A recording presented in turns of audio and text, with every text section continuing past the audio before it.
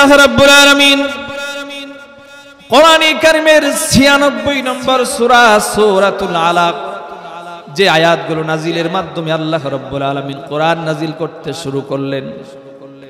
আল্লাহ রাব্বুল আলামিন বলছেন, ইকরা বিসমি রাব্বিকাল্লাযী খালাক খালাকাল ইনসানা মিন আলাক। ইকরা বিসমি রাব্বিক আই ইবদা কিরাআতাল কুরআন বিইসমি রাব্বিকা সুবহানাহু ওয়া তাআলা আল্লাযী খালাকা কুল্লা শাই। আল্লাহ পাক তার হাবিবকে নির্দেশ দিচ্ছেন, এই কোরআনে কারীম আপনি আপনার সেই সুমহান প্রভুর নামে তেলাওয়াত করতে শুরু করুন, যিনি গোটা জগতের সব কিছুকে সৃষ্টি করেছেন। তার মানে হলো আল্লাহ রাব্বুল আলামিন কোরআনে কারীম নাজিলই করলেন, কোরআনে কারীম পড়ার নির্দেশ দিয়ে তিনি কোরআনে কারীম নাজিল করলেন। এমনি ভাবে আল্লাহ রাব্বুল আলামিন তার হাবিব মুহাম্মদ সাল্লাল্লাহু আলাইহি ওয়াসাল্লামকে নির্দেশ দিলেন, ওয়া উমিরতু আন আকুনা মিনাল মুসলিমিন ওয়া আন আতলুয়াল কুরআন। আল্লাহ পাক তার নবীকে বলছেন, ও নবী, দুনিয়ার মানুষগুলোকে জানিয়ে দিন আল্লাহ রাব্বুল আলামিন আমাকে দুনিয়ার একনিষ্ঠ খালেস বিশ্বস্ত মুসলমানদের অন্তর্ভুক্ত হওয়ার জন্য আমাকে নির্দেশ দিয়েছেন। ওয়া আন আতলুয়াল কুরআন, পাশাপাশি আল্লাহ রাব্বুল আলামিন তার নাজিল করা বিধান কোরআনে কারীম পড়ার জন্য আমাকে নির্দেশ দিয়েছেন। জোরে বলুন আল্লাহু আকবার। তার মানে আমরা বুঝতে পারলাম কোরআনে কারীম পড়া, কোরআনে কারীম পাঠ করা, কোরআনে কারীম বোঝা, এটি কার নির্দেশ? আল্লাহ রাব্বুল আলামিনের নির্দেশ। এই কোরআনে কারীম প্রত্যেকটা মুসলমানকে পড়তে হবে, এই কোরআনে কারীম প্রত্যেকটা মুসলমানকে বুঝতেও হবে। কারণ যতক্ষণ পর্যন্ত আমরা কোরআনে কারীম বুঝবো না, নামাজের মধ্যে আমাদের কোনো মজা আসবে না, আমাদের নামাজের মধ্যে কোনো ধরনের স্বাদও আসবে না। এই কোরআনে কারীম আল্লাহর পক্ষ থেকে আমাদের জন্য সবচাইতে বড় নিয়ামত, সবচাইতে বড় অনুগ্রহ। আল্লাহ রাব্বুল আলামিন পৃথিবীর বুকে সর্বশেষ এবং সর্বশ্রেষ্ঠ হেদায়েতের গ্রন্থ হিসাবে যেই কিতাবটি নাজিল করলেন সেটি হচ্ছে কোরআনে কারীম। এই কোরআনে কারীম কত বড় নিয়ামত! একজন মানুষ চিকিৎসক হতে পারে, একজন মানুষ বিশ্ববিদ্যালয়ের শিক্ষক হতে পারে, একজন মানুষ সাংবাদিক হতে পারে, কবি হতে পারে, সাহিত্যিক হতে পারে। মানুষ যা কিছু অর্জন করুক, সব চাইতে বড় শ্রেষ্ঠ সম্পদ হচ্ছে কোরআনে কারীম। জোরে বলুন আল্লাহু আকবার। আল্লাহ রাব্বুল আলামিন কোরআনে কারীমের 10 নম্বর সূরা সূরা ইউনূসের 57 এবং 58 নম্বর আয়াতে আল্লাহ পাক জানিয়ে দিয়েছেন। আল্লাহ পাক বলেন, ইয়া আইয়ুহান নাসু ক্বাদ জাআতকুম মাউইযাতুম মির রাব্বিকুম ওয়া শিফাউন লিমা ফিস সুদূর। আল্লাহ পাক বলেন, হে দুনিয়ার মানুষ, হে লোক সকল, তোমরা শোনো, আমি রব্বুল আলামিনের পক্ষ থেকে তোমাদের প্রতি একটা নসিহত, একটা উপদেশ এসেছে। ওয়া শিফাউল লিমা ফিস সুদূর, তোমাদের মনের মধ্যে যত রোগ আছে, যত অসুখ রয়েছে, সমস্ত অসুখের ঔষধ হচ্ছে কোরআনে কারীম। আমাদের মনের মধ্যে অনেক রোগ আছে, আছে না নাই? বাহ্যিক যে রোগ, জ্বর, সর্দি, কাশি, ঠান্ডা, এগুলোর সব কিছুর ঔষধ আছে, প্রতিষেধক রয়েছে। কিন্তু মনের ভিতর যে ঔষধ, ওই মনের ভিতর যে রোগ, ওই রোগের কোনো ওষুধ নাই। ওই রোগের ঔষধ হচ্ছে একমাত্র কোরআনে কারীম। আমাদের মনের রোগ কি? আমাদের মনের রোগ হচ্ছে হিংসা, বিদ্বেষ, পরশ্রী কাতরতা, দুনিয়ার লোভ, টাকার লোভ, পয়সার লোভ, ক্ষমতার লোভ, সব কিছু হচ্ছে মনের রোগ। ঠিক কিনা? এই মনের রোগ যদি আপনি দূর করতে চান, তাহলে যে ওষুধটাকে আপনাকে ব্যবহার করতে হবে সেটির নাম হচ্ছে কোরআনে কারীম। এরপর আল্লাহ রাব্বুল আলামিন বলছেন, ওয়া হুদান ওয়া রাহমাতুল লিল মুমিনিন। এই কোরআনে কারীম শুধুমাত্র ঔষধ নয়, শুধুমাত্র রোগের প্রতিষেধক নয়, এই কোরআনে কারীম আল্লাহর পক্ষ থেকে বিশাল হেদায়েত এবং একটি রহমত। এরপরে পরবর্তী আয়াত আল্লাহ রাব্বুল আলামিন তার হাবিবকে জানিয়ে দিচ্ছেন, উল বিফাদলিল্লাহি ওয়া বিরহমাতিহি ফাবিযালিকা ফালইফরাহু ও দুনিয়ার মানুষ, যত নিয়ামত, যত অনুগ্রহ তোমাদের উপর আমি করলাম, তার মধ্য থেকে সবচাইতে বড় অনুগ্রহ হচ্ছে কোরআনে কারীম। সুতরাং এই অনুগ্রহের কারণে তোমরা সব সময় আনন্দিত হও। এই কোরআনে কারীম পাওয়ার কারণে আমাদেরকে সব সময় আনন্দিত হবে। আল্লাহ পাক আয়াতের শেষ অংশে মারাত্মক চমৎকার কথা বললেন, হুয়া খায়রুম মিম্মা ইয়াজমাউন, that's the better than what they amass. অর্থাৎ মানুষ যা কিছু অর্জন করুক, সব চাইতে শ্রেষ্ঠ সম্পদ হচ্ছে কোরআনে কারীম। কোরআনে কারীম এমন এক সম্পদ, যেই সম্পদ থাকলে আপনি হবেন পৃথিবীর সর্বশ্রেষ্ঠ মহামানব। আপনি একজন গোলাম হতে পারেন, আপনি একজন কৃতদাস হতে পারেন, কিন্তু কোরআন থাকার কারণে আল্লাহর কাছে আপনার সম্মান, আপনার মর্যাদা সবচাইতে বেশি। আজকে আমরা কোরআনে কারীম পড়ি না, কোরআনে কারীম বোঝার চেষ্টা করি না। বোঝার চেষ্টা করি না বলেই আজকে 20 বছর, 30 বছর, 40 বছর ধরে নামাজ পড়ার পরও নামাজের মধ্যে স্বাদ পাই না, নামাজের মধ্যে মজা পাই না। আর 40 বছর ধরে নামাজ পড়ার পরও আমাদের জীবনের মধ্যে কোনো ধরনের পরিবর্তন আসে না। কথা বলেন ঠিক না বেঠিক? আর যদি বুঝতাম নামাজের মধ্যে দাঁড়িয়ে কোরআনটা পড়তেছি আল্লাহ রাব্বুল আলামিন কি বলছেন। নামাজের মধ্যে দাঁড়িয়ে আপনি পড়লেন সূরাতুল ফাতিহা, আপনি কি জানেন এই সূরাতুল ফাতিহার মধ্যে আপনি কি পাঠ করলেন? আসুন আমরা সবাই সূরাতুল ফাতিহা একটু সামান্য তেলাওয়াত করি। আউযু বিল্লাহি মিনাশ শাইতানির রাজীম।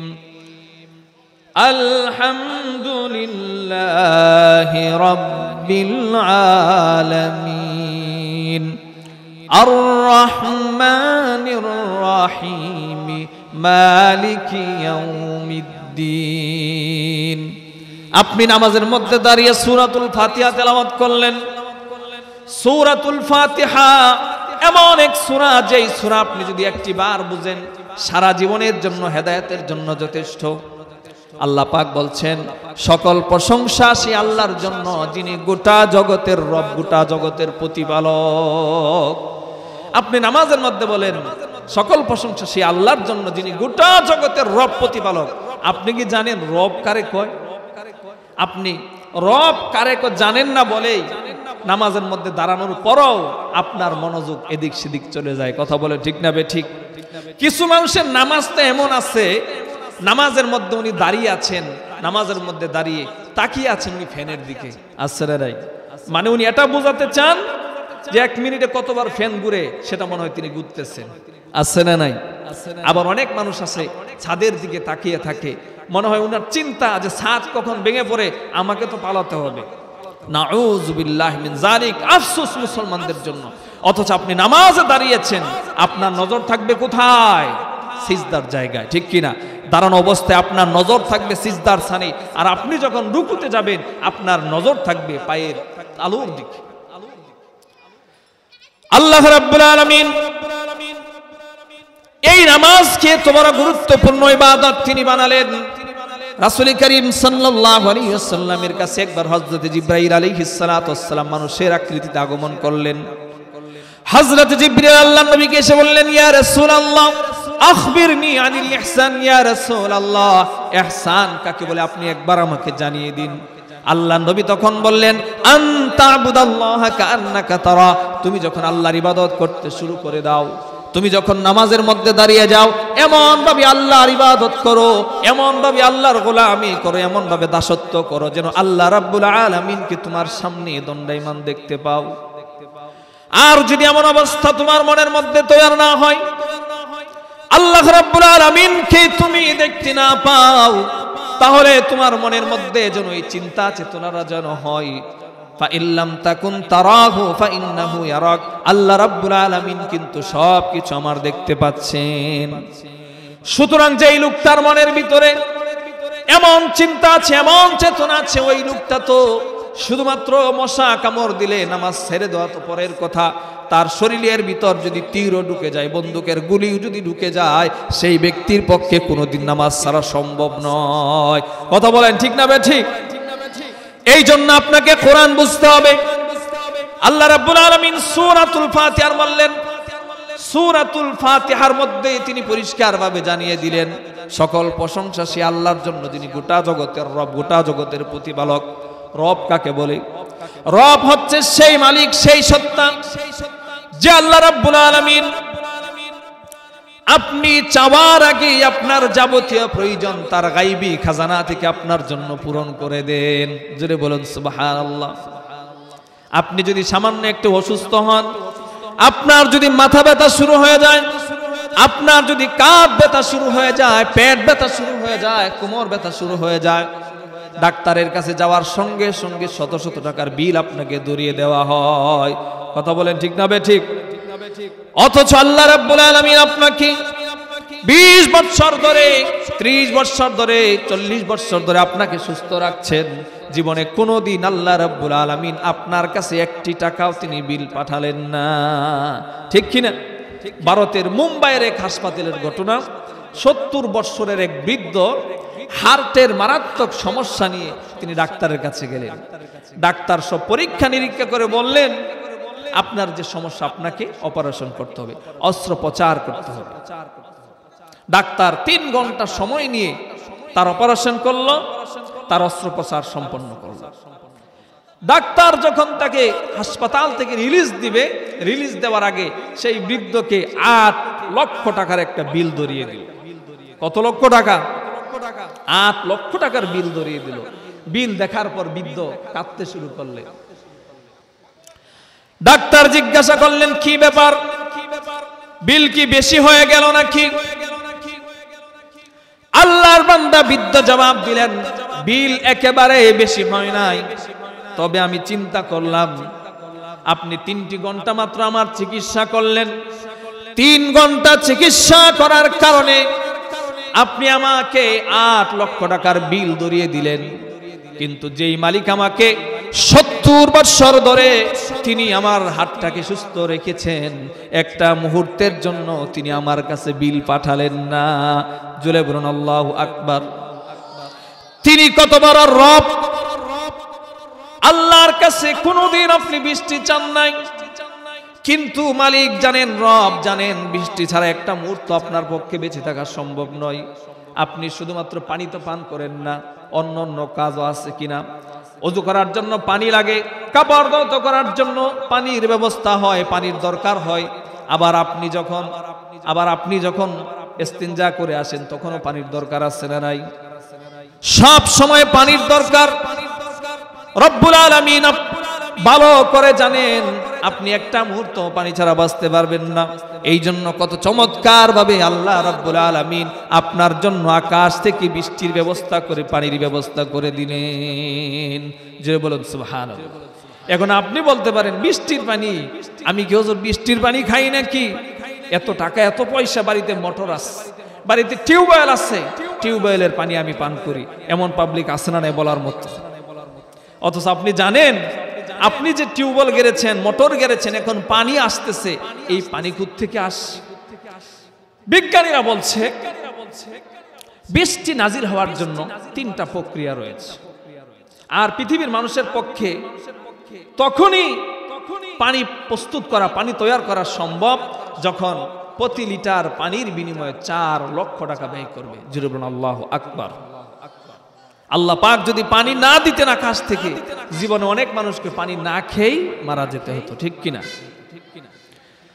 বিজ্ঞানীরা বলছেন বৃষ্টি নাজিল হওয়ার জন্য 3টি ধাপ, 3টি প্রক্রিয়া।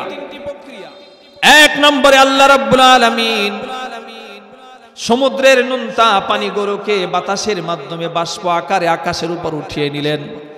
এরপরে আল্লাহ রাব্বুল আলামিন এই পানিগুলোকে বরফ আকারে আকাশের মধ্যে স্থাপন করে দিলেন, পাহাড়ের মধ্যে সঞ্চয় করে রাখলেন। 3 নম্বরে আল্লাহ রাব্বুল আলামিন বান্দার যখন পানির দরকার হয়, আল্লাহ রাব্বুল আলামিন ফেরেশতাদেরকে নির্দেশ দেন ওই বরফগুলো যেন একটার সঙ্গে আরেকটাকে ঘর্ষণ লাগিয়ে তিনি পানির ব্যবস্থা করে দেন। আল্লাহ রাব্বুল আলামিন কোরআনে কারীমের মধ্যে কথাগুলো বলে দিলেন। সর্বপ্রথম তিনি আমাদেরকে জিজ্ঞাসা করছেন, আফারাআইতুমুল মা আল্লাযী তাশরাবুন আআনতুম আনজালতুমুহু মিনাল মুজনি আম নাহনুল মুনজিলুন। ও দুনিয়ার মানুষ, তোমরা কি একবার ভেবে দেখেছো, একবার কি তোমরা চিন্তা করে দেখেছো যে পানি তোমরা পান করো তোমাদের জীবন ধারণের জন্য, তোমরা বেঁচে থাকার জন্য, এই পানি কি আকাশ থেকে তোমরা নাজিল করেছো নাকি আমি রব্বুল আলামিন এই পানিকে আকাশ থেকে নাজিল করেছি?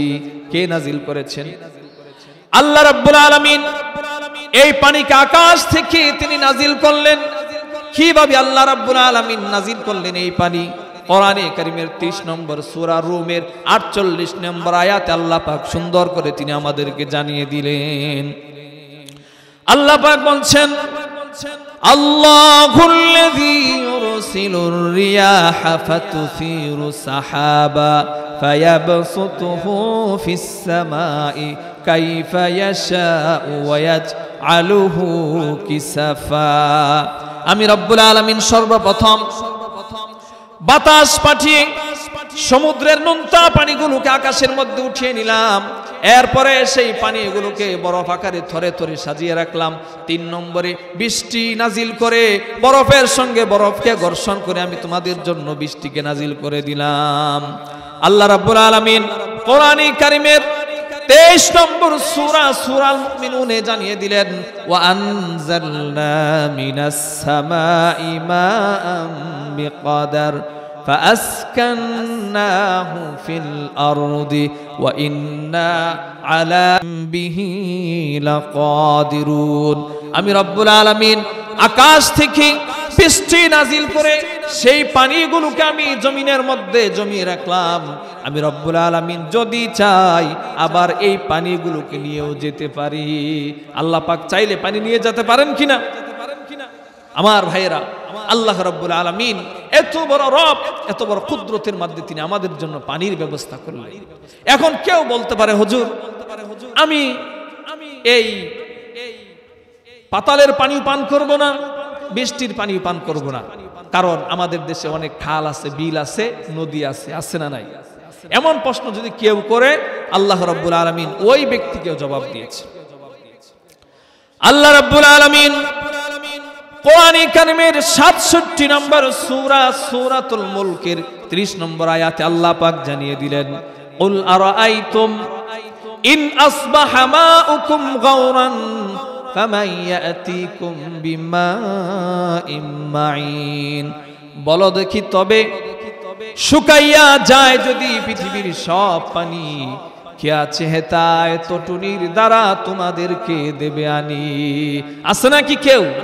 আল্লাহ পাক যদি সকল পানি নিয়ে যান, সমস্ত খাল বিল শুকিয়ে ফেলেন, কেউ আমাদের জন্য পানির ব্যবস্থা করতে পারবেন? কেউ নাই।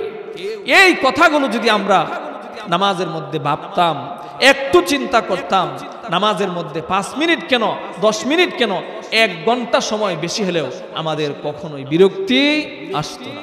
আল্লাহ রাব্বুল আলামিন সেই জন্য নির্দেশ দিলেন, সর্বপ্রথম কোরআন পড়ো, কোরআন বুঝো।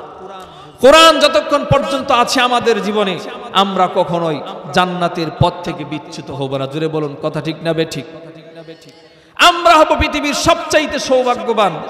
কোরআনে কারীম যতক্ষণ পর্যন্ত থাকবে, আমরা কখনো ভাগ্যাহত হব না।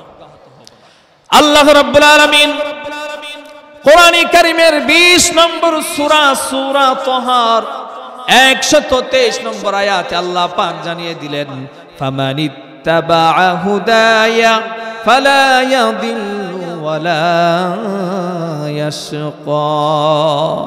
যে বা যারা আমার হেদায়েতে কোরআনে কারীমকে মানবে, কোরআনে কারীমের অনুসরণ করবে, ফালা ইয়াদিল্লু, ওই লোকটা কখনোই জান্নাতের পথ হারাবে না, ওয়ালা ইয়াশকা, ওই লোকটা কোনোদিন ভাগ্যাহত হবে না। ওই লোকটা হলো পৃথিবীর সবচাইতে সৌভাগ্যবান মানুষ। আমার জীবনে যদি কোরআন থাকে, আল্লাহর কোরআন দিয়ে যদি আমার জীবনটাকে সাজাতে পারি, আল্লাহ রাব্বুল আলামিনের কাছে আমার সম্মান, আমার মর্যাদা সবচাইতে বেশি হয়ে যাবে। হতে পারে আমি একজন গোলাম, হতে পারে একজন রিকশাওয়ালা, হতে পারে একজন কামার, খুবই সামান্য মানুষ, হতে পারে একজন শ্রমিক, কিন্তু কোরআন থাকার কারণে আল্লাহর কাছে আমার সম্মান এবং মর্যাদা সবচাইতে বেশি হয়ে যাবে। হযরত ওমর ফারুক রাদিয়াল্লাহু তাআলা আনহুর যুগের ঘটনা। খলিফাতুল মুসলিমিন উমর ফারুক রাদিয়াল্লাহু তাআলা আনহু মক্কার আমিল, মক্কার গভর্নর নিয়োগ দিলেন হযরত নাফি ইবনে হারিস রাদিয়াল্লাহু তাআলা আনহুকে। নাম কি? হযরত নাফি ইবনে হারিস রাদিয়াল্লাহু তাআলা আনহু। এই নাফি ইবনে হারিস রাদিয়াল্লাহু তাআলা আনহুকে আমিল নিয়োগ দেওয়ার পর, গভর্নর নিয়োগ দেওয়ার পর খলিফাতুল মুসলিমিন কোন একটা কাজে মক্কা থেকে সামান্য দূরে একটা জায়গা রয়েছে, জায়গাটার নাম হচ্ছে আসফান। আসফান গেলেন। আসফান যাওয়ার পর সেখানে গিয়ে দেখেন মক্কার গভর্নর নাফি ইবনে হারিস সেখানে উপস্থিত। খলিফাতুল মুসলিম উমর একটু রাগান্বিত হলেন যে ব্যাপার কি, আমি তোমাকে মক্কার মতো জায়গায় আমেল বানিয়েছি, গভর্নর বানিয়েছি, আর তুমি এখানে চলে এসেছো, তুমি কাকে মক্কার গভর্নরের দায়িত্ব দিয়েছো? হযরত নাফি ইবনে হারিস বলেন, ইবনে আবজাকে মক্কার গভর্নরের দায়িত্ব দিয়ে এসেছি। খলিফাতুল মুসলিমিন ওমর ফারুক জিজ্ঞাসা করলেন, ইবনে আবজা তিনি কি কোনো বড় সম্পদশালী মানুষ নাকি কোনো বড় বংশের মানুষ? নাফি ইবনে হারিস জবাব দিলেন, তিনি বড় কোনো টাকাওয়ালা নন, বড় কোনো বংশেরও মানুষ নন। তবে খলিফাতুল মুসলিমিন ইবনে আবজা একজন কৃতদাস। খলিফাতুল মুসলিমিন এবার বললেন, মক্কার মতো জায়গায় একজন কৃতদাসকে তুমি এত বড় বিশাল দায়িত্ব দিয়ে চলে এসেছো। নাফি ইবনে হারিস বলেন, খলিফাতুল মুসলিমিন হতে পারে তিনি একজন গোলাম, হতে পারে তিনি একজন কৃতদাস, কিন্তু তিনি যখন আল্লাহর কোরআনে কারীম তেলাওয়াত করতে শুরু করে দেন, মক্কার জমিনে তার চাইতে সুন্দর করে আর কেউ কোরআন পড়তে পারে না। জোরে বলুন আল্লাহু আকবার। কোরআনে কারীমের ব্যাপারে আল্লাহর বান্দাই গোলাম ইবনে আবজার ভিতরে যেই পরিমাণ ইলম রয়েছে, যেই পরিমাণ জ্ঞান রয়েছে, মক্কার জমিনে আর কোন মানুষের কোরআনের ব্যাপারে এত বেশি ইলম নাই, এত বেশি জ্ঞান নাই। হযরত ওমর এবার আনন্দিত হয়ে গেলেন। হযরত ওমর এবার খুশি হয়ে গেলেন। মুসলিম শরীফের মধ্যে হাদিস খানা বর্ণিত হয়েছে। হযরত ওমর এবার তিনি বললেন, ইন্নাল্লাহা ইয়ারফাউ বিহাযাল কিতাবি আকওয়ামা ওয়া ইয়াদাউ বিহি আখারিন। নিশ্চয় আল্লাহ রাব্বুল আলামিন এই কোরআনে কারীমের বিনিময়ে কোন জাতিকে সম্মানিত করেন, আবার এই কোরআনের কারণে কোন জাতিকে আল্লাহ রাব্বুল আলামিন লাঞ্ছিত এবং অপমানিত করেন। যাদের জীবনে কোরআন আছে, কোরআনে কারীমকে যারা ভালোবাসতে পেরেছে, কোরআনে কারীমকে যারা সার্বক্ষণিক বন্ধু রূপে গ্রহণ করতে পেরেছে, আল্লাহ রাব্বুল আলামিন তাদেরকে দুনিয়ার বুকে সম্মানিত করে দিবেন। আর যারা কোরআনে কারীমকে উপেক্ষা করবে, কোরআনে কারীমকে যারা অবহেলার বস্তু বানিয়ে নিবে, আল্লাহ রাব্বুল আলামিন তাদেরকে চূড়ান্তভাবে লাঞ্ছিত করবেন। এই জন্য দেখুন, আজকে আমরা মুসলমান জাতি, যেই জাতি পৃথিবীতে সবচাইতে সম্মানিত মর্যাদাবান হওয়ার কথা ছিল, আজকে তারা পৃথিবীতে সবচাইতে নির্যাতিত, নিপীড়িত, নিগৃহীত। ঠিক কিনা? ইসরায়েলের মতো ছোট্ট একটা দেশ সারা পৃথিবীর মুসলমানদের গোম হারাম করে রেখে দিয়েছে। ঠিক না বে ঠিক? আজকে যদি আমাদের জীবনে কোরআন থাকতো, তাহলে আমরা বুঝতাম মুসলমানদের ঐক্যের কত বেশি গুরুত্ব।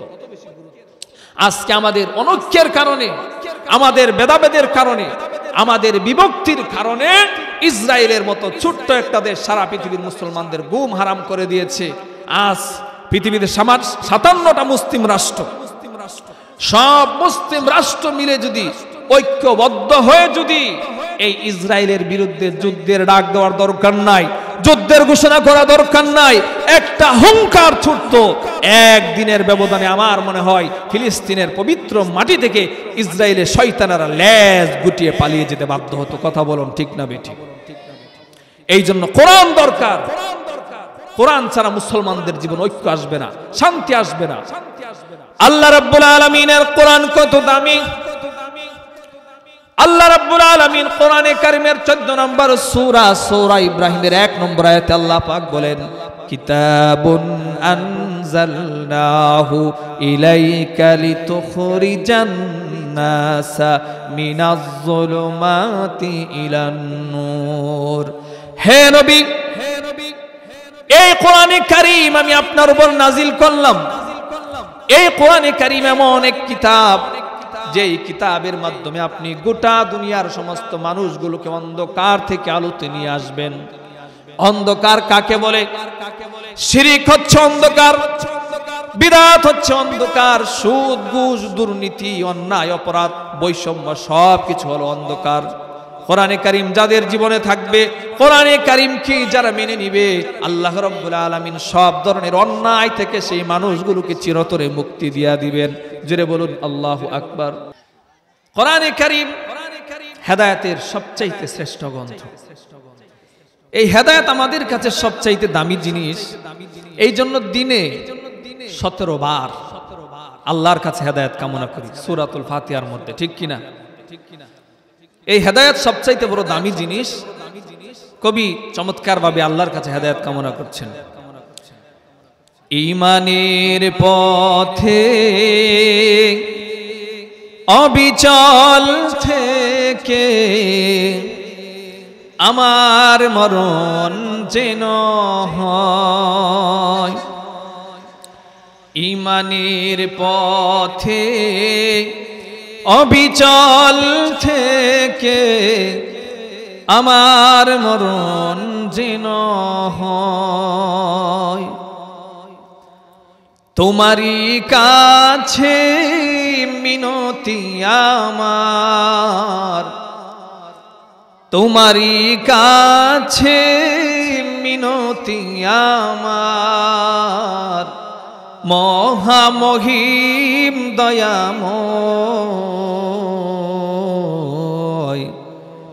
ঈমানের পথে অবিচল থেকে আমার মরণ যেন হয়। ঈমানের পথে অবিচল থেকে আমার মরণ যেন হয়। প্রতিদিন মিথ্যের মুখোমুখি হয়, বেদিন ফাসেকেরা করে হইচই। প্রতিদিন মিথ্যের মুখোমুখি হয়, বেদিন ফাসেকেরা করে হইচই। আজাজিলে সে গোমরাহি সুর গান করে তোলে মোহময়। ঈমানের পথে অবিচল থেকে আমার মরণ যেন হয়। ঈমানের পথে অবিচল থেকে আমার মরণ যেন হয়। আমরা সবাই বলি আল্লাহুম্মা আমিন। কোরআনে কারীম আমাদেরকে মানতেই হবে, কোরআনে কারীম পড়তেই হবে, কোরআনে কারীম বুঝতেই হবে। আল্লাহ রাব্বুল আলামিনের কোরআন যদি পড়তে পারি, নিজের জীবনে বাস্তবায়ন করতে পারি, আল্লাহ রাব্বুল আলামিন আমার সিনাটাকে উন্মুক্ত করে দিবেন, বক্ষটাকে উন্মুক্ত করে দিবেন।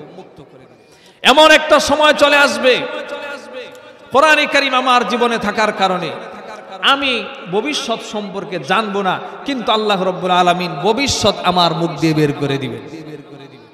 মানুষের মনের খবর আমি জানবো না, কিন্তু মানুষের মনের খবর আল্লাহ রাব্বুল আলামিন আমার মুখ থেকে বের করে দিবেন। গায়বের খবর আমি জানবো না, কিন্তু গায়বের খবর আল্লাহ রাব্বুল আলামিন আমার মুখ থেকে বের করে দিবেন। কেন?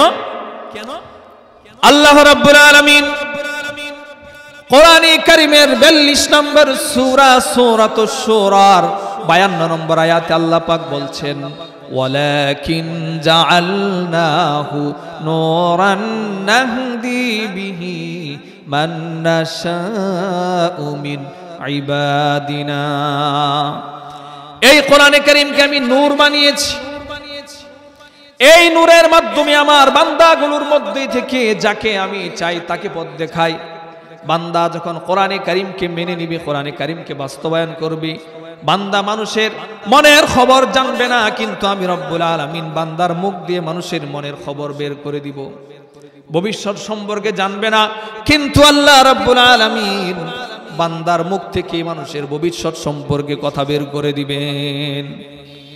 খলিফাতুল মুসলিমিন উমর ফারুক যখন খলিফা ছিলেন, হযরত আলী রাদিয়াল্লাহু তাআলা আনহু তিনি বলেন, এক রাত্রে আমি ঘুমিয়ে আছি, হঠাৎ দেখতে পেলাম মসজিদে নববীতে ফজরের আজান হয়ে গেল। আমি আল্লাহর নবীর যুগের মধ্যে আমি পৌঁছে গেলাম, আল্লাহর নবীর যুগে আমি চলে গেলাম। মসজিদে নববীতে আজান হয়ে গেল ফজরের। তাড়াতাড়ি ওযু করে আমি মসজিদে নববীর মধ্যে উপস্থিত হলাম। আল্লাহর নবীর পিছনে আমি ফজরের নামাজ আদায় করলাম। আল্লাহর নবী সালাম ফিরালেন। মসজিদে নববী থেকে আমি বের হয়ে গেলাম। মসজিদে নববী থেকে বের হওয়ার পর দেখতে পেলাম একজন বৃদ্ধা মাথায় একটা জুরি নিয়ে তিনি দাঁড়িয়ে আছেন। আমাকে দেখার পর বৃদ্ধা বললেন, আলী জুরিটাকে নামাও। জুরিটা নামালাম। আল্লাহর বান্দী আবার বললেন, আলী জুরিটা নিয়ে আল্লাহর নবীর কাছে চলে যাও। আল্লাহর নবীর কাছে গিয়ে বলবে, এই জুরিটার মধ্যে আমার নতুন বাগানের খেজুর রয়েছে, আল্লাহর নবী যেন এখান থেকে খেজুর খান, আর এখান থেকে যেন খেজুরগুলো সাহাবায়ে কেরামের মধ্যেও তিনি বিতরণ করে দেন। হযরত আলী বলেন, খেজুরটা নিয়ে মসজিদে নববীতে চলে গেলাম। আল্লাহর নবী সাহাবায়ে কেরামকে খেজুরগুলো দিতে লাগলেন, আমাকেও একটা খেজুর দিলেন। সেই খেজুরটা নিয়ে আমি চাবাতে লাগলাম। আর এমন সময় সত্যি সত্যি মসজিদে নববীতে বাস্তবে আজান হয়ে গেল। হযরত আলী বলেন, আল্লাহর নবী স্বপ্নের ভিতরে যেই খেজুরখানা আমাকে দিয়েছিলেন, আমি দেখতে পেলাম সেই খেজুরের স্বাদ এখনো পর্যন্ত আমার মুখের মধ্যে লেগে আছে। জুরে বলুন আল্লাহু আকবার। হযরত আলী বলেন, এবার আমি ওযু করে বাস্তবে মসজিদে নববীতে উপস্থিত হলাম। খলিফাতুল মুসলিমিন ওমর ফারুক রাদিয়াল্লাহু তাআলা আনহু তিনি ফজরের ইমামতি করলেন। দুই দিকে সালাম ফিরালেন। সালাম ফিরানো শেষ হলে আমি মসজিদে নববী থেকে বের হয়ে গেলাম। মসজিদে নববী থেকে বের হয়ে দেখতে পেলাম একজন বৃদ্ধা দাঁড়িয়ে আছে, মাথায় একটা জুরি। আল্লাহর বান্দী আমাকে বললেন, আলী জুরিটা নামাও। জুরিটা নামানোর তিনি বললেন, জুরিটা নিয়ে মসজিদে নববীর মধ্যে যাও, খলিফাতুল মুসলিমিন উমরের কাছে এই জুরিখানা দাও, আর বলবে এই জুরির মধ্যে আমার নতুন বাগানের খেজুর রয়েছে, তিনি যেন এখান থেকে খেজুর খান, আর সাহাবীদের মধ্যে এই খেজুরগুলোকে বিতরণ করে দেন। খলিফাতুল মুসলিমিন ওমর ফারুক রাদিয়াল্লাহু তাআলা আনহু সাহাবায়ে কেরামদের মধ্যে খেজুরগুলো বিতরণ করে দিলেন। হযরত আলী বলেন, খলিফাতুল মুসলিমিন উমর আমাকেও একটা খেজুর দিলেন। আমি দেখতে পেলাম পাত্রের মধ্যে এখনো অনেকগুলো খেজুর রয়ে গিয়েছে। আমি বললাম, জিদিনি তামরাতান উখরা ইয়া উমর। খলিফাতুল মুসলিমিন উমর, পাত্রের মধ্যে তো আরো খেজুর রয়ে গিয়েছে, চাইলে তো আপনি আরো খেজুর আমাকে দিতে পারেন। হযরত উমর তখন কি জবাব দিলেন? হযরত উমর তখন জবাব দিলেন, লাউ আন্না মুহাম্মাদান সাল্লাল্লাহু আলাইহি ওয়াসাল্লাম যাদা তামরাতান উখরা লাজিদনাহা। ওগো আলী, বিগত রজনীতে স্বপ্নের ভিতরে আল্লাহর নবী জনাবে মুহাম্মদুর রাসূলুল্লাহ সাল্লাল্লাহু আলাইহি সাল্লাম যদি একাধিক খেজুর তোমাকে দিতেন, তাহলে আমি উমরও একাধিক খেজুর তোমাকে দিয়ে দিতাম। জোরে বলুন আল্লাহু আকবার। হযরত আলী অবাক হয়ে গেলেন। হযরত আলী খলিফাতুল মুসলিমিনকে জিজ্ঞাসা করলেন, আম হিয়া রুয়া আমিল গায়ব। ও খলিফাতুল মুসলিমিন, আপনি কি আমার মতো স্বপ্ন দেখেছেন নাকি গায়েব থেকে জেনেছেন? খলিফাতুল মুসলিমিন জবাব দিলেন, মা হাযা গায়বুন ওয়ালা রুয়া। ও আলী, এটা কোনো স্বপ্নও নয়, এটা কোনো গায়েবের সংবাদও নয়। ওয়ালাকিন্নাল আবদা ইযা আখলাসা কলবাহু ইয়ানজুরু বিনুরিল্লাহ। তবে আলী শোনো, আল্লাহর কোন বান্দা যখন তার জীবনে আল্লাহর কোরআনটাকে বাস্তবায়ন করে নেয়, তার অন্তরটাকে শুধুমাত্র আল্লাহর জন্য খালেস করে নেয়, আল্লাহর বান্দা আল্লাহর নূর দিয়ে সবকিছু দেখতে পায়। জোরে বলুন আল্লাহু আকবার। খলিফাতুল মুসলিমিন উমর ১৫০০ বছর আগে হযরত আলীর মনের খবর বলে দিলেন, ঠিক কিনা? ভবিষ্যতের কথা হযরত উমর রাদিয়াল্লাহু তাআলা আনহু বলে দিতেন।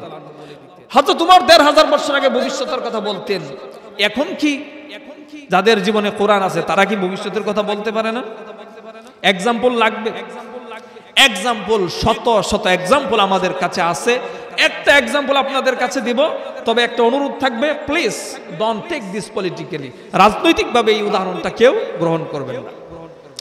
আমাদের দেশের একজন সূর্য সন্তান শাইখুল হাদিস ইবনে শাইখুল হাদিস আল্লামা মামুনুল হক দামাত বারাকাতুহুল আলিয়া, 2018 সালের দিকে তিনি একটা কথা বলেছিলেন, বাংলাদেশের একটা রাজনৈতিক দলের ছাত্র সংগঠন সম্পর্কে তিনি বলেছিলেন, যাদের কারণে বিশ্ববিদ্যালয় ক্যাম্পাসে মায়ের বুক খালি হয়, যাদের কারণে রাজপথে মায়ের বুক খালি হয়, এমন সংগঠনকে নিষিদ্ধ করে দিন। তখন মানুষেরা হেসেছে, বলে কি এটাও কি সম্ভব, এই দেশে এমন একটা সংগঠনকে নিষিদ্ধ করবে? সময় বেশি দিন লাগে নাই, মাত্র 6 বছরের ব্যবধান, আজকে 2024 সালে এসে ওই সংগঠন ঠিকই নিষিদ্ধ হয়ে গেল। কথা বলুন ঠিক না ভাই? ঠিক। আল্লামা মামুনুল হক তিনি কি ভবিষ্যৎ জানতেন, গায়বের সংবাদ জানতেন? না, কোনোটাই জানতেন না।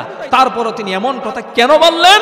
কারণ হচ্ছে তার জীবনে কোরআন আছে, নিজের জীবনে কোরআন ধারণ করেছেন। এই জন্য আল্লাহ রাব্বুল আলামিন ভবিষ্যতে বাংলার জমিনে যা ঘটবে তা তার মুখ দিয়ে বের করে দিয়েছে। এই মর্যাদা সবার জন্য মুক্ত। আপনার জীবনে যদি কোরআন থাকে, আল্লাহ রাব্বুল আলামিন আপনার মুখ থেকে এমন ভবিষ্যৎ বের করে দিবেন। আমার ভাইয়েরা, এই জন্য কোরআনে কারীম মুসলমানদেরকে পড়তে হবে, মুসলমানদেরকে কোরআনে কারীম বাস্তবায়ন করতে হবে। আজকে মুসলমানেরা কোরআনে কারীম পড়ে না, মুসলমানেরা নির্যাতিত, মুসলমানদের জিন্দেগিতে উন্নতি নাই, মুসলমানদের জিন্দেগিতে সমৃদ্ধি নাই। একটা সময় ছিল মুসলমানেরা কোরআনে কারীম পড়তো, কোরআনে কারীম বাস্তবায়ন করত, কোরআনে কারীমের কথা মানুষকে জানিয়ে দিত। এই জন্য আল্লাহ রাব্বুল আলামিন তাদের জীবনটাকে আল্লাহর রহমত দিয়ে, বরকত দিয়ে ভরপুর করে ফেলেছিলেন। এমনকি মুসলমানদের মা বোনেরা পর্যন্ত সব সময় কোরআনে কারীম পড়তো, আল্লাহর কোরআন অনুযায়ী তারা জীবনটাকে বাস্তবায়ন করার চেষ্টা করেছিল। আজকে আমাদের মা বোনেরা পর্যন্ত কোরআনে কারীম পড়তে চায় না, ঠিক কিনা? অথচ মুসলমানদের সোনালী ইতিহাস খুঁজে দেখুন, হাকিমুল উম্মত উপমহাদেশের একজন বিখ্যাত আলেম, আপনার নাম শুনেছেন, মুজাদ্দিদে মিল্লাত শাহ আশরাফ আলী থানভী রাহমাতুল্লাহ আলাইহি, তার কিতাবের মধ্যে একটা ঘটনা উল্লেখ করেছেন। বিখ্যাত মুহাদ্দিস আব্দুল্লাহ ইবনুল মুবারক রাহমাতুল্লাহি আলাইহি, তিনি হজ করতে গেলেন। হজের মৌসুম শেষ, তিনি দেখেন যে একজন বৃদ্ধা মহিলা চাদর মুড়ি দিয়ে শুয়ে আছেন, কিন্তু বুঝতে কষ্ট হচ্ছে তিনি জীবিত নাকি মৃত। সে আল্লাহর বান্দি, জীবিত নাকি মৃত, জিন্দা নাকি মরা, এটা বোঝার জন্য, এটা পরীক্ষা করার জন্য তিনি কাছে গিয়ে সালাম দিলেন, আসসালামু আলাইকুম। কিন্তু আব্দুল্লাহ ইবনুল মুবারক লক্ষ্য করলেন সালামের জবাব ওয়ালাইকুম আসসালাম না হয়ে সালামের জবাব আসলো সালামুন কাওলাম মির রাব্বির রহিম। তিনি একটু অবাক হয়ে গেলেন। আব্দুল্লাহ ইবনুল মুবারক বুঝতে পারলেন, তার মানে মানুষটা এখনো পর্যন্ত জীবিত আছে, এখনো পর্যন্ত মারা যায় না, যেহেতু সালামের জবাব আমার কাছে এসেছে। আব্দুল্লাহ ইবনুল মুবারক এবার আল্লাহর বান্দিকে জিজ্ঞাসা করলেন, হস্ত শেষ, সব মানুষ দেশে চলে গিয়েছে, আপনি কেন যান না এখনো পর্যন্ত? আল্লাহর বান্দি জবাব দিলেন, ওয়ামাই ইউদলিলিল্লাহু ফামা লাহু মিন হাদ। আল্লাহ রাব্বুল আলামিন যেই বান্দাকে পথ হারা করে ফেলেন, তাকে পথ দেখানোর মতো আর কেউ নাই। তার মানে তিনি বুঝাতে চাইলেন, হজ করতে এসেছিলাম কিন্তু আমি এখন পথ হারিয়ে ফেলেছি, এই জন্য এখনো পর্যন্ত আমি আমার ঘরে ফিরতে পারি নাই। আব্দুল্লাহ ইবনুল মুবারক এবার জিজ্ঞাসা করলেন, কয়দিন হয়েছে আপনি এই জায়গায় এমন ভাবে পড়ে আছেন? আল্লাহর বান্দি তখন জবাব দিলেন, থালায়ানিন সাওবিয়া, পূর্ণ 3 রাত এবং 3 দিন হয়ে গেছে আমি এখানেই পড়ে আছি। আব্দুল্লাহ ইবনুল মুবারক আল্লাহর বান্দিকে এবার জিজ্ঞাসা করলেন, 3 দিন হয়ে গেল আপনি এই জায়গায় পড়ে আছেন, এই জায়গায় আপনি কি খেয়েছেন, কি পান করেছেন, আপনি একটু আমাকে জানান। আল্লাহর বান্দি জবাব দিলেন, ওয়াল্লাযী হুয়া ইউতঈমুনি ওয়া ইয়াসকিন, আল্লাহ আমাকে খাইয়েছেন, আল্লাহ আমাকে পান করিয়েছেন। এবার আব্দুল্লাহ ইবনুল মুবারক তিনি বললেন, কি খেয়েছেন না খেয়েছেন এই সফরের অবস্থায়? আমার কাছে কিছু খাদ্য আছে, আপনি যদি চান আমি খাদ্যগুলো দিয়ে এখান থেকে খাদ্যগুলো আপনি গ্রহণ করুন।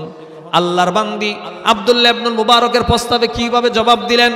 আল্লাহর বান্দি জবাব দিলেন, সুম্মা আতিম্মুস সিয়ামা ইলাল লাইল, তোমরা সন্ধ্যা পর্যন্ত তোমাদের রোজাকে পূর্ণ করো। তার মানে তিনি বুঝাতে চাইলেন, আমি তো এখন রোজাদার। জোরে বলুন আল্লাহু আকবার। আব্দুল্লাহ ইবনুল মুবারক বললেন, এটি তো রমজান মাস নয়, এটি তো কোনো ফরজ রোজা নয়, আপনি তো নফল রোজাই রেখেছেন। সফরের হালতে ফরজ রোজাও ভেঙে ফেলে যায়, আপনি নফল রোজা ভাঙলে সমস্যা কি? আল্লাহর বান্দি জবাব দিলেন, ওয়া আনতাসুমু খায়রুল লাকুম ইন কুনতুম তা'লামুন। ঠিক আছে, নফল অবস্থায়, সফরের অবস্থায় রোজা ভাঙা যায়, কিন্তু আল্লাহ পাক বলেন তারপরও তোমরা যদি রোজা রাখো এটাই তোমাদের জন্য উত্তম। জোরে বলুন সুবহানাল্লাহ। আব্দুল্লাহ ইবনে মুবারক এবার তাকে জিজ্ঞাসা করলেন, আমি তো আপনাকে স্বাভাবিকভাবে প্রশ্ন করতেছি, কিন্তু আপনি আমার স্বাভাবিকভাবে প্রশ্নের উত্তর না দিয়ে আপনি সব কথাই কেন কোরআনের আয়াত দিয়ে জবাব দিচ্ছেন?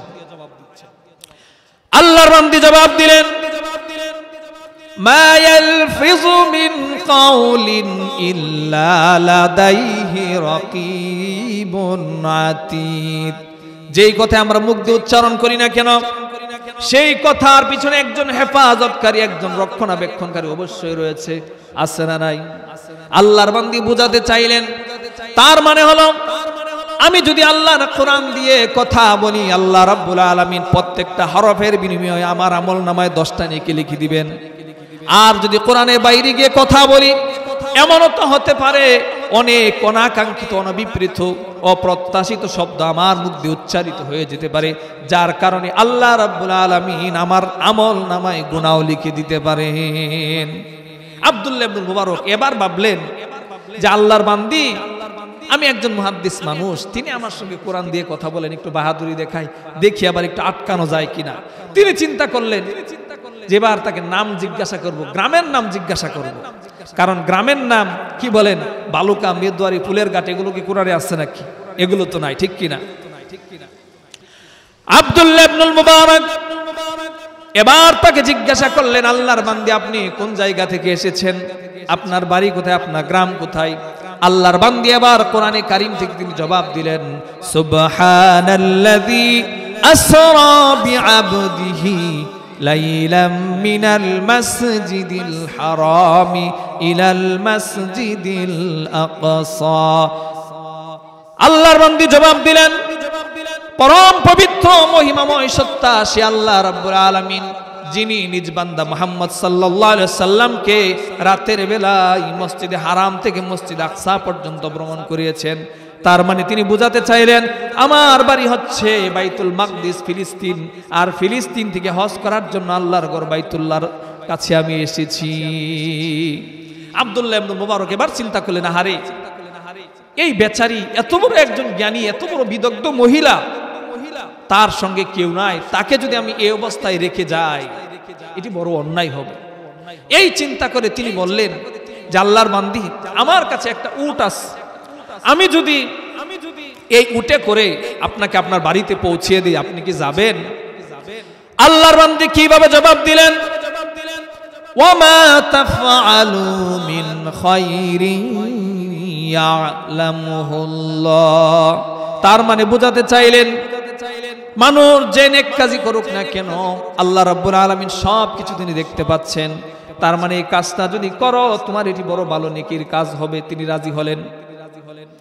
আল্লাহর বান্দী আবার উটের উপর উঠবেন। এমন সময় আব্দুল্লাহ ইবনে মুবারক আল্লাহর বান্দির দিকে অবাক হয়ে তাকিয়ে আছেন। আল্লাহর বান্দি আবার কোরআনে কারীম থেকে তিনি আয়াত পড়লেন, কুল্লিল মুমিনিনা ইয়াগুদ্দু মিন আবসারিহিম ওয়া ইয়াহফাযু ফুরুজাহুম। হে নবী, আপনি মুসলমান নরনারীদেরকে বলে দিন তারা যেন তাদের নজরগুলোকে দৃষ্টিকে নত করে রাখে। ওয়া ইয়াহফাযু ফুরুজাহুম, তারা যেন তাদের লজ্জাস্থানগুলোকে হেফাজত করে রাখে। এবার তাকে জিজ্ঞাসা করলেন যে আল্লাহর বান্দি, আপনার কি কোনো সন্তানাদি আছে? আব্দুল্লাহ ইবনে মুবারক আল্লাহর বান্দিকে জিজ্ঞাসা করলেন, আল্লাহ রাব্বুল আলামিন কি আপনাকে কোনো সন্তান দিয়েছেন? আল্লাহর বান্দি তখন কোরআনের আয়াত পড়ে আবার সঙ্গে সঙ্গে জবাব দিলেন। আল্লাহর বান্দি কোরআন থেকে বললেন, আল মালু ওয়াল বানুনা জিনাতুল হায়াতিদ দুনিয়া। ধন সম্পদ ছেলে সন্তান এগুলো পার্থিব সৌন্দর্য। তার মানে তিনি বুঝাতে চাইলেন আল্লাহ রাব্বুল আলামিন এই নিয়ামত, এই সৌন্দর্য তিনি আমাকে দান করেছেন জোরে বলুন আল্লাহু আকবার। আব্দুল্লাহ ইবনুল মুবারক এবার বললেন, ঠিক আছে, আল্লাহ পাক আপনাকে সন্তান দিয়েছেন, তাহলে সেই সন্তানগুলোর নাম কি? নাম জিজ্ঞাসা করলেন সন্তানদের। তিনি মনে মনে চাইলেন একটু আটকানো যায় কিনা, কারণ সব নাম কি কোরআনের মধ্যে আছে নাকি? সব নাম তো আর কোরআনের মধ্যে নাই। বুজরত আলী, কুদরত আলী, এই ধরনের নাম কি কোরআনে আছে? কোরআনে নাই। কিন্তু আল্লাহর বান্দী জবাব দিলেন, ওয়াত্তাখাযাল্লাহু ইব্রাহিমা খলীলা ওয়া কাল্লামাল্লাহু মূসা তাকলীমা ইয়া ইয়াহইয়া খুযিল কিতাবা বিকুওয়া। তার মানে বুঝাতে চাইলেন আমার প্রথম সন্তানের নাম হচ্ছে ইব্রাহিম, 2 নম্বর সন্তানের নাম মূসা, 3 নম্বর সন্তানের নাম হচ্ছে ইয়াহইয়া। জুড়ে একটা আওয়াজ দিয়ে বলুন আল্লাহু আকবার। এক সময় বাড়িতে চলে গেলেন সেই বিদ্যাকে নিয়ে। আল্লাহর বান্দী যখন বাড়ি চলে গেলেন, বাড়িতে যাবার পর একজনকে ডাক দিয়া বললেন, ফাবাসু আহাদাকুম বিওয়ারিকিকুম হাযিহি ইলাল মাদিনা ফালইয়ানদুর আইয়ুহা আযকা তুআমা। নিজের কাছ থেকে কিছু রৌপ্য মুদ্রা তিনি বের করে দিলেন, আর মানুষগুলোকে ডাক দিয়া বললেন, তোমাদের কাউকে তোমরা বাজারে পাঠাও, আর সে যেন বাজার থেকে দেখে দেখে সবচাইতে পবিত্র খাদ্যগুলো আমাদের জন্য কিনে নিয়ে আসে। একজনকে বাজারে পাঠানো হলো। আল্লাহর বান্দা বাজার থেকে সবচাইতে পবিত্র খাদ্য তিনি কিনে নিয়ে আসলেন।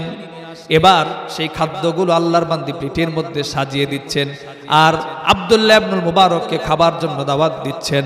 কুলু ওয়াশরাবু হানিআম বিমা আসলাফতুম ফিল আইয়ামিল খালিয়া। হে আব্দুল্লাহ ইবনুল মুবারক, বিগত দিনে আপনি আমার জন্য যেই কষ্ট করলেন, পরিশ্রম করলেন, তার বিনিময়ে আপনি এখান থেকে কিছু খাদ্য, কিছু পানীয় গ্রহণ করুন। জোরে বলুন আল্লাহু আকবার। আব্দুল্লাহ ইবনুল মুবারক ছেলেদেরকে ডাকলেন, ডেকে বললেন, আপনাদের মা কত বছর ধরে এইভাবে কথা বলতেছে কোরআন দিয়ে? ছেলেরা বললেন, আমরা যতদিন ধরে বুদ্ধিমান হয়েছি, বুঝতে শিখেছি, আমরা জীবনে কোনোদিন দেখি নাই আমাদের মা কোরআনের বাইরে কথা বলেছে। তার মানে কমপক্ষে 40 বছর তো হবেই তিনি আল্লাহর কোরআন দিয়ে সারাক্ষণ কথা বলেন। জোরে বলুন আল্লাহু আকবার। তাহলে মুসলমানদের জীবনে কোরআনে কারিমের উপর কি পরিমাণ আমল ছিল। আজকে আমরা কোরআন ছেড়েছি, লাঞ্ছিত হচ্ছি, অপমানিত হচ্ছি, অপদস্থ হচ্ছি। আমরা যদি সম্মান ফিরে পেতে চাই, মর্যাদা ফিরে পেতে চাই, তাহলে আমাদেরকে কোরআনের দিকে আসতে হবে এবং কোরআনকে আমাদের জীবনে বাস্তবায়ন করতে হবে।